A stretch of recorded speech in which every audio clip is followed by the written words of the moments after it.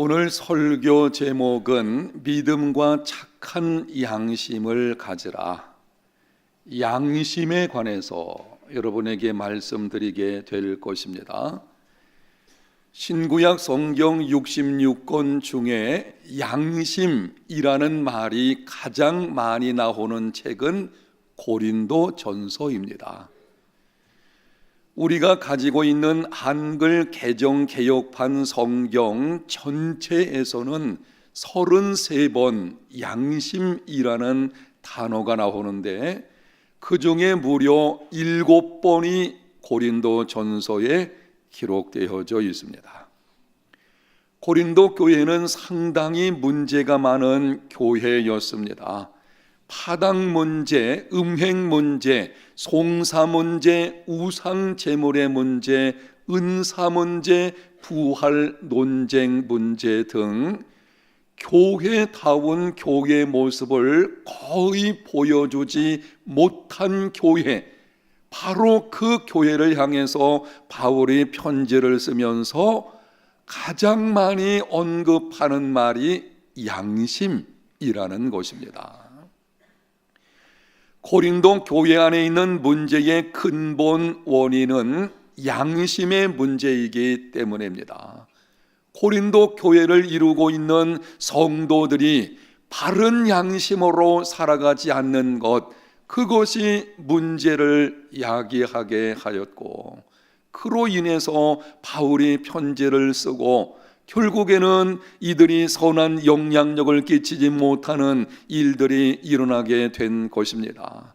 양심이 삶의 질과 모양을 결정합니다.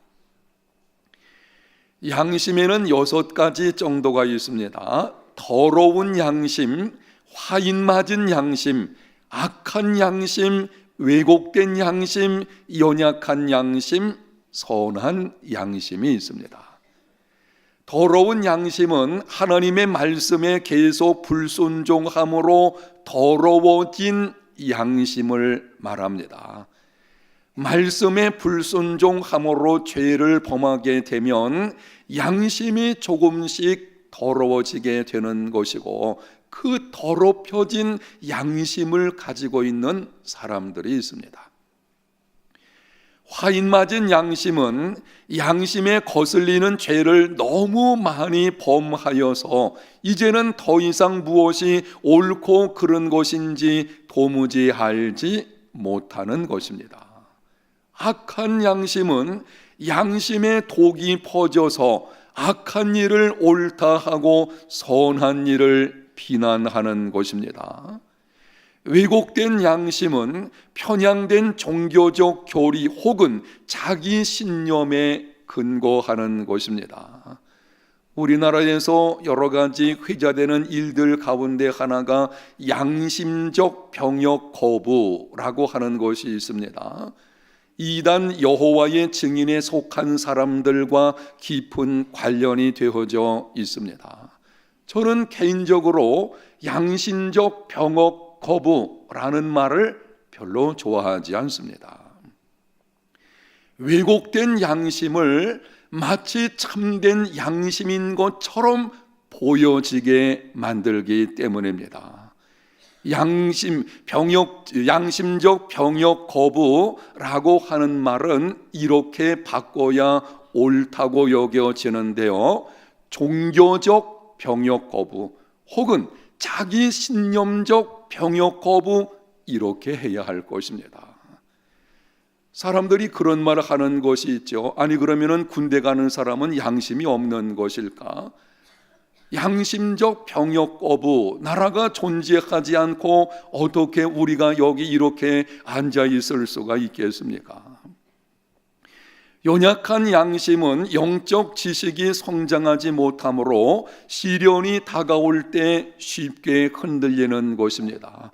무엇이 옳고 그른 것인지는 알고 있지만 그것을 따르기에는 양심이 연약하기 때문에 쉽게 세상과 타협하거나 아니면은 굴복하는, 불의와 함께 살아가는 삶을 말하는 것입니다. 선한 양심은 옳고 그름을 분별하여 옳은 일을 심쓰는 범사의 양심을 따라 행하는 것입니다. 더러운 양심, 화인 맞은 양심, 악한 양심, 왜곡된 양심, 이 네 가지를 한마디로 표현하면 불량한 양심, 이렇게 부를 수가 있습니다. 이러한 불량한 양심이 교회를 혼란스럽게 하고 가정과 나라와 민족 공동체를 어지럽게 하는 것입니다.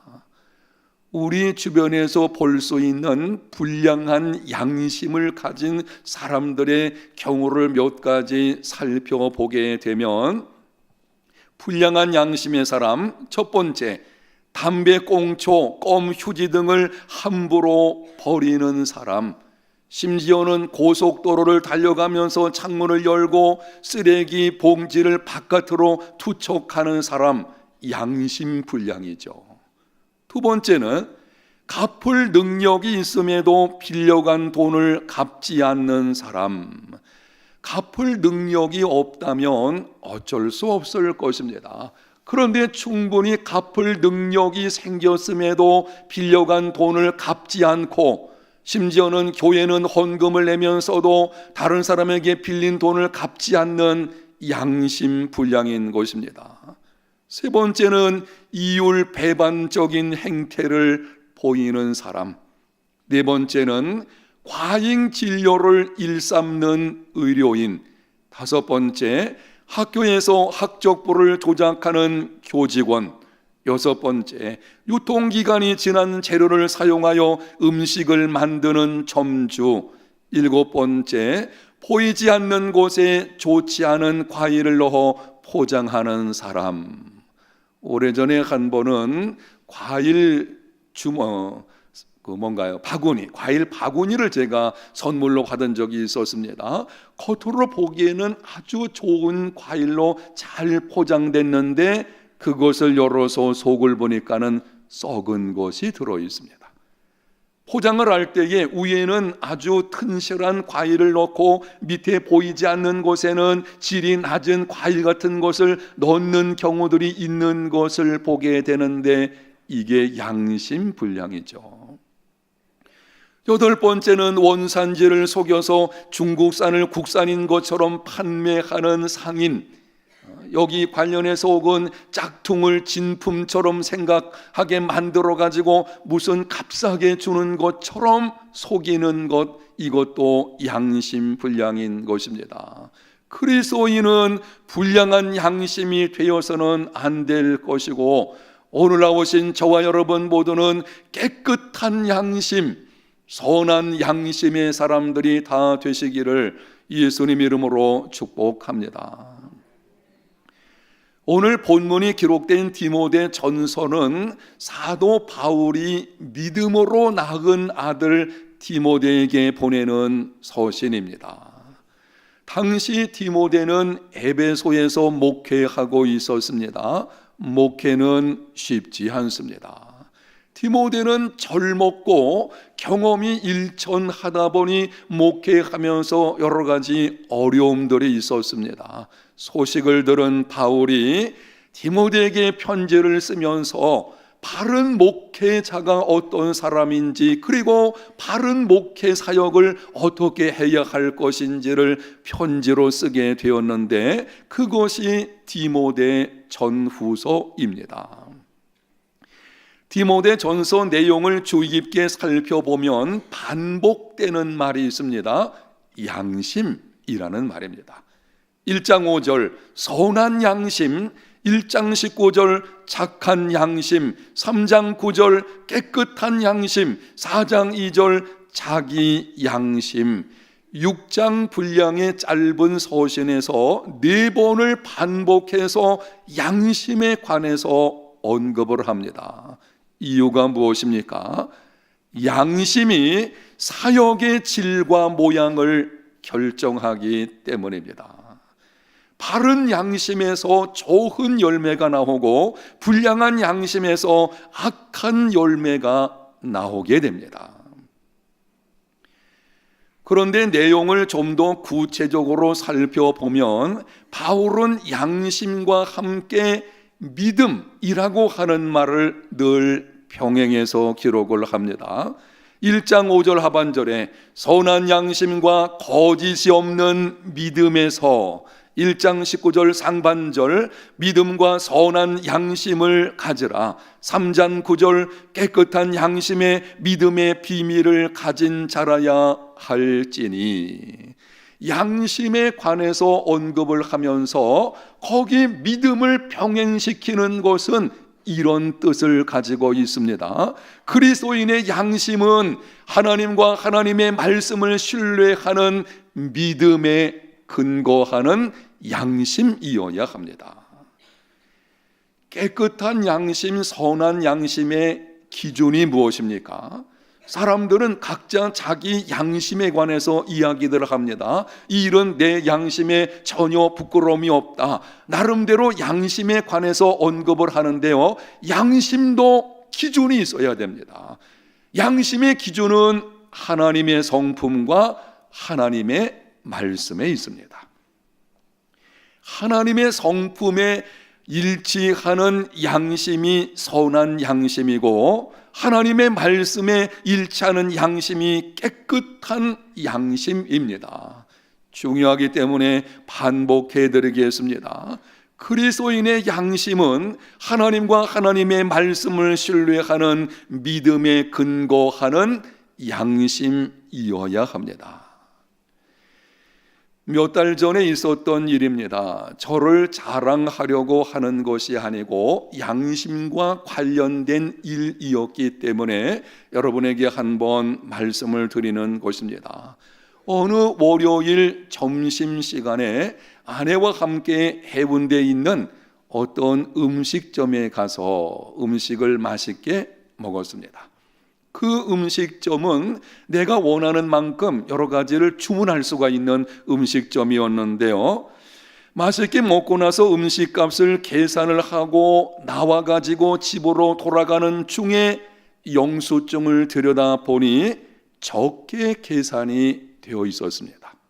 분명히 2만 원어치를 먹었는데 18,000원 계산이 된 것입니다. 2,000원 정도 적게 계산이 되었습니다. 직원이 제가 추측을 해보니까는 저와 아내가 앉아있는 테이블에 음식을 그 옆에 있는 테이블 걸로 잘못 입력을 한 것인지 이게 바뀐 것으로 여겨집니다. 여러분, 이러한 경우에 어떻게 하시겠습니까? 야, 오늘 돈 벌었네, 2,000원이 어디 생기나, 야, 참 잘됐다, 그리고 집으로 돌아가시겠습니까? 아니면 다시 돌아가서 계산을 하시겠습니까? 내 잘못도 아닌데 번거롭게 다시 가서 그렇게 할 필요가 뭐 있나? 내 책임은 아니잖아요. 직원이 잘못한 것이고 이미 계산은 끝났고 나는 집으로 돌아가는 중인데 번거롭게 갈 필요가 있겠나? 그냥 가면 될 것이지, 그렇게 하시겠습니까? 여러분, 어떻게 하시겠습니까? 저는 아내에게 잠시 있으라고 말하고는 찾아갔습니다.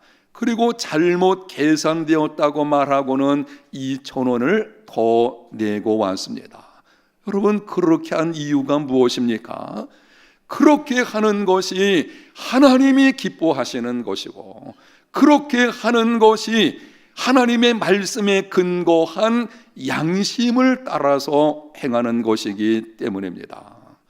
그리스도인은 범사의 하나님과 하나님의 말씀에 근거한 양심을 따라서 행해야 합니다. 성경에 기록된 신앙 인물들 가운데 복음으로 세상을 변화시키는 일에 가장 크게 쓰임을 받은 사람은 사도 바울이라고 할 수가 있습니다. 바울은 예루살렘과 인근에 머물러 있던 복음을 세계 종교로 확장시킨 사람입니다. 수많은 교회들을 세웠습니다. 세상을 변화시키는 강한 제자들을 양육해냈습니다. 신약성경 가운데 13권을 기록함으로 오고 오는 세대에 오늘날 우리까지도 선한 영향력을 받고 있습니다. 바울이 어떤 사람이기에 하나님이 그를 통해 이처럼 놀라운 일을 이루신 것입니까?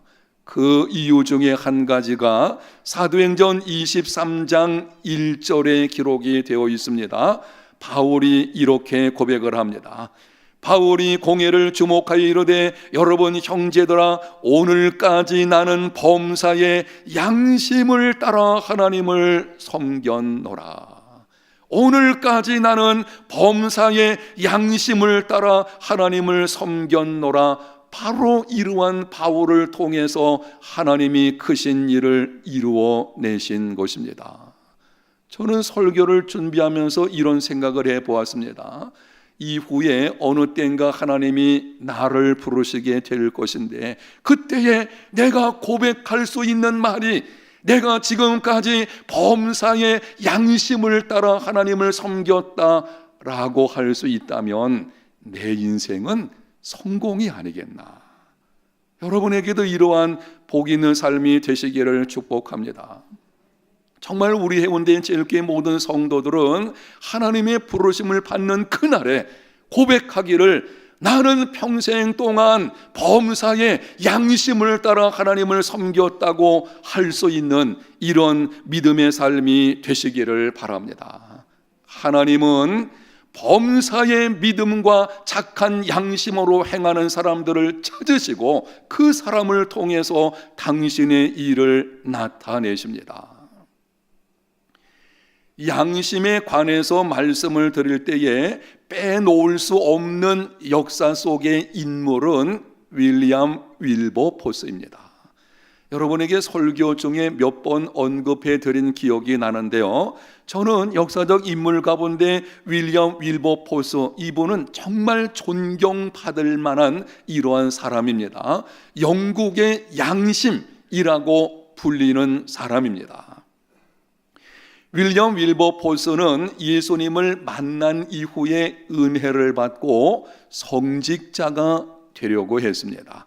그런데 존 뉴턴 목사, 어메이징 그레이스 찬송가 305장을 작시한 존 뉴턴 목사가 권면하기를 당신은 성직자보다 정치에 입문하는 것이 좋겠다. 그래서 정치가의 길을 걷게 되었습니다. 21살 젊은 나이에 영국 하원 의원에 당선되었습니다.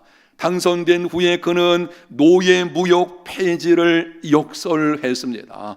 사람을 사고 파는 것은 하나님께서 금하신 것이고 하나님의 형상대로 지음받은 인간이기에 우리의 양심에 역행하는 것이니 안 된다 라고 강하게 주장을 했는데요, 당시 식민지 기득권을 가진 사람들과 그리고 노예 무역을 통해서 부를 축적하는 사람들이 온갖 중상모략을 했습니다. 윌버포스를 제거하기 위해서 심지어는 2번이나 암살 기도를 했습니다. 그것도 안 되니까는 이번에는 회유하기를 우리가 당신을 총리로 세워줄 테니까 당신의 주장을 철회하라. 그럼에도 그는 타협하거나 물러서지 않았습니다. 의회에서 150여 차례나 노예 제도 폐지를 역설을 했습니다. 20년 동안 싸워가지고 1807년 영국 하원은 노예 무역 폐지법을 통과시켰습니다. 윌버포스는 여기에 그치지 않았습니다. 영국에 있는 모든 노예들을 해방시키기 위한 노예 제도 완전 폐지 운동을 벌이기를 시작을 했습니다.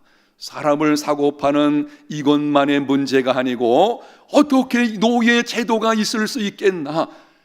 하나님의 형상대로 지음받은 사람들인데 다 동등한 권리를 가지고 있는 것이지 이런 일은 이 땅에 있어서는 안 되겠다. 그래가지고 그는 자기의 주어진 그 양심에 근거해가지고 이 운동을 벌이게 되었고, 그 결과 1833년 7월 26일 의회는 대영 제국 내 모든 노예들을 1년 안에 해방시킨다는 법안을 통과시켰습니다.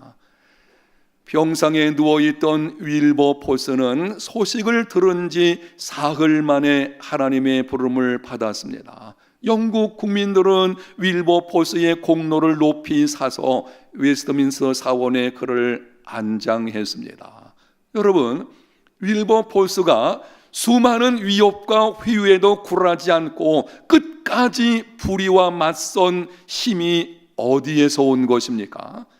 1787년 10월 28일 일기에 그는 이렇게 썼습니다. 전능하신 하나님께서는 내 앞에 두 가지 큰 목표를 두셨다. 하나는 노예무역을 금지하는 것이고 다른 하나는 관습을 개혁하는 것이라. 분명한 소명의식을 가지고 있었기 때문입니다. 노예무역과 노예제도는 하나님의 성품과 하나님의 말씀에 어긋나는 것이요, 하나님이 그것을 바꾸시려고, 이 잘못된 제도를 바꾸시려고 나를 정치가로 부르셨다는 소명의식, 믿음과 착한 양심에 근거한 소명의식이 그로 하여금 끝까지 불의와 맞서 싸우고 마침내는 세상을 변화시키게 한 것입니다. 사랑하는 성도 여러분, 교회 일만이 하나님의 일이 아닙니다. 죄와 관련된 것이 아니면 세상에 있는 모든 일들이 다 하나님의 일인 줄로 믿습니다. 하나님은 정치, 경제, 과학, 예술, 문화, 세상 모든 영역의 주권자이십니다. 지금 여러분이 하고 있는 그 일, 가정의 일이든지 직장 일이든지 사업장 일이든지 그것이 무엇이든지 죄와 관련된 것이 아니면 바로 하나님의 일이고 하나님이 여러분에게 그 일을 맡겨주신 것입니다. 그래서 모든 그리스도인은 내게 주어진 그 일에 범사에 믿음과 착한 양심으로 행하는 삶이 되어야 합니다. 제가 목회를 하면서 두려움 가운데 하나는 우리 해운대 제일교회 성도들이 혹시 교회 안에서만 좋은 교인 되면 어떻게 하나, 이게 걱정이에요. 교회에서는 참 좋은 교인이죠. 그런데 가정이나 직장이나 사업장에서는 전혀 다른 모습으로 살아간다면, 바로 그렇게 한다면 이 목회 성공은 이루어지지 않게 되어지는 것이죠. 교회가 세상을 위해서 존재하는 것입니다. 세상 속에 그리스도인이 되어야 합니다. 그래서 우리는 세상 속에서 착한 양심, 깨끗한 양심을 가지고 살아야 하는 것입니다. 지금 여러분이 하고 있는 그 일, 하나님의 일로, 하나님이 나를 그 일로 부르셨다는 것을 명심하셔서 여러분 그 일과 관련해서 범사에 믿음과 착한 양심으로 행하는 하나님의 사람들이 다 되시기를 바랍니다. 하나님의 말씀과 하나님의 성품에 어긋나는 일이 있다면 절대 타협하거나 굴복하지 마십시오. 오직 하나님 앞에서 믿음과 선한 양심으로 행하는 우리의 문대 제일교회 모든 성도들이 다 되시기를 축복합니다. 저는 인천에 있는 제물포 고등학교를 졸업을 했습니다. 지금도 저는 제물포 고등학교 졸업한 것을 자랑스럽게 생각하고 있습니다. 제물포 고등학교가 그 옛날 소위 명문 대학에 가는 많은 사람들을 나오게 했기 때문에 그래서 자랑스러운 것이 아니에요. 제물포 고등학교 출신들이 지금 사회의 많은 영역 속에서 영향력을 끼치는 소위 세상의 명사들이 상당히 있기 때문에 그래서 제가 자랑스러워하는 것도 아닙니다. 제가 제 고등학교 모교를 자랑스럽게 여기는 이유는 한 가지인데요, 지금도 그 학교는 무감독 시험을 치르고 있습니다. 중간고사를 치르든지 학기말고사를 치르든지 감독이 없이 학생들로만 시험을 치르고 있습니다. 교사가 들어와서 시간이 되면 시험지를 나눠주고 나갑니다. 그리고 시험 끝나기 10분 전에 들어와 가지고 정리하고 그리고 시험지를 걷고 시험을 마치게 되는 것입니다.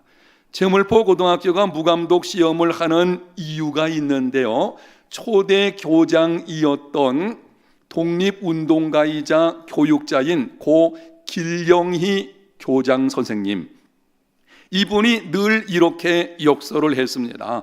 양심은 민족의 소금과 같으며 나라를 구하는 길이다.